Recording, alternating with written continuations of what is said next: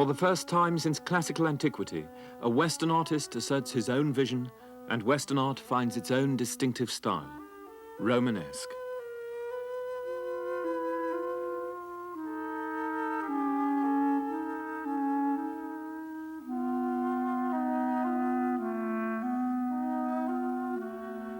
Although the Roman Empire was conquered by the barbarians and the lands of Western Europe were overrun by pagan tribes in the Dark Ages, Roman civilization, and above all Roman Christianity, triumphed in the long run.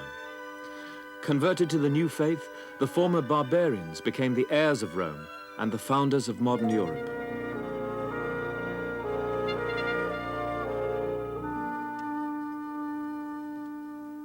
In the 11th and 12th centuries, the period we call Romanesque, there was a remarkable revival of art and especially architecture, when, in the words of a contemporary, it was as if the whole earth had cast off her old age and was clothing herself everywhere in a white garment of churches.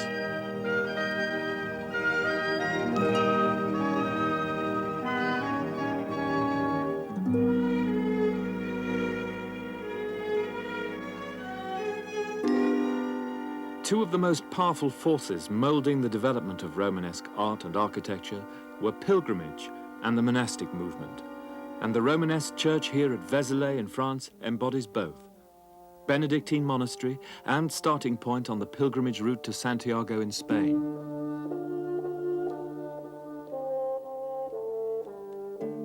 The story of Vézelay echoes the story of Europe during the crucial years of transition between the 9th century and the 12th. It was founded in the 860s in the great cultural and artistic revival of the French Emperor Charlemagne. It was burned down by the Vikings in the violent years of the 9th and 10th centuries. At that time, Western Europe was assailed on every side by Slavs, Magyars, Saracens, and Vikings, and many people thought that Christian civilization itself might not pull through. In response, powerful dynasties built great strings of fortresses in which their beleaguered populations could shelter. In the 1100s, Europe turned the corner. Suddenly, almost as if the passing of the millennium was the release, we see a dramatic revival in the use of monumental sculpture and large-scale architecture, such as had only been glimpsed fitfully in the previous centuries. The cult of saints and the passion for pilgrimage to their shrines were dominant features of medieval culture. One of the most famous was the pilgrimage to Santiago in Spain, because the church was believed to house one of the sacred relics of Christendom, the bones of St. James, Santiago in Spanish, one of Christ's 12 apostles. From the top of the tower at Vézelay, you can still make out the old way of St. James winding its way through the hills on its way to Spain. It's astonishing to think that hundreds of thousands of men and women made that pilgrimage during the medieval period. They undertook such arduous journeys for a multitude of reasons: to plead for divine help, to ask for the cure of illness, to give thanks for favors given, to ask for penance for their sins. But above all, they went for the salvation of their souls. To achieve the state of grace conferred by his relics, they traveled great distances. On foot, by boat,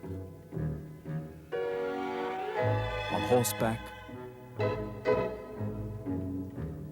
wearing the typical pilgrim's garb, the hat, the staff, the cockleshell symbol of St. James. But pilgrimage was not only a spiritual force, it was a dynamic, transforming element in society, enabling the exchange of ideas, goods, and especially of money. There was a great deal of money to be made from pilgrimage. Indeed, it was the offerings to the saints and their relics by pilgrims in their thousands that helped pay the construction costs of the great Romanesque pilgrim churches lining the main roads to Santiago. There were 4 main routes that went through France to Spain. These roads joined at Puente la Reina in Spain, where a single road passed through Burgos and Leon and culminated at Santiago de Compostela.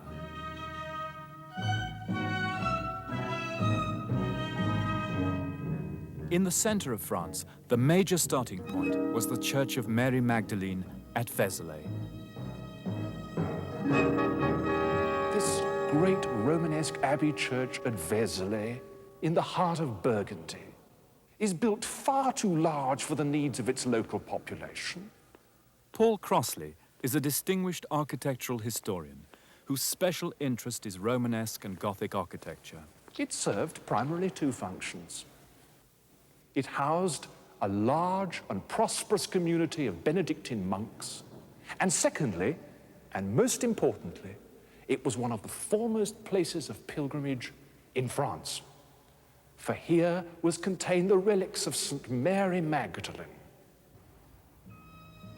Thousands of pilgrims came through the western portals of this church, and they found themselves in a sacred way. A long avenue of arches and aisles which led them to the distant and luminous choir where the body of St. Mary Magdalene was contained.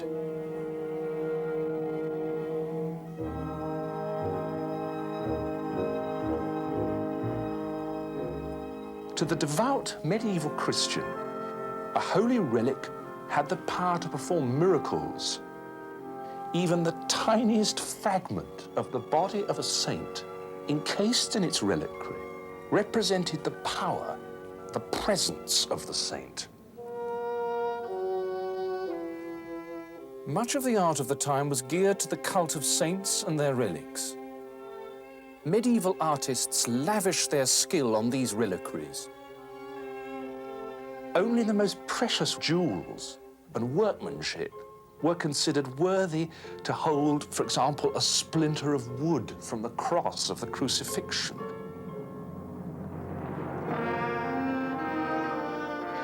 Or the skull of St. John the Baptist. Or the cloak of the Virgin Mary. Or the arm of a bishop or a saint.